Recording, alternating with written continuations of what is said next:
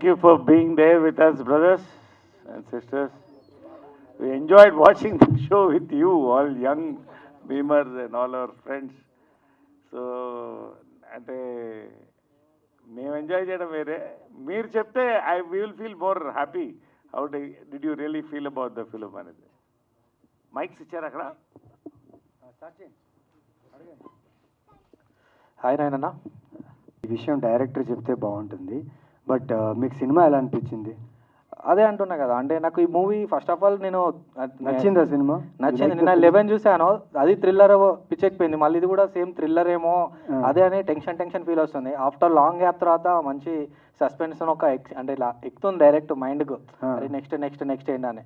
So అర్థమైపోతుంది next track ఏదో ఉందని. అండ్ చిన్న రిక్వెస్ట్, నెక్స్ట్ టైం మొన్ననే రీసెంట్ అందల రాక్షసి రిలీజ్ అయింది.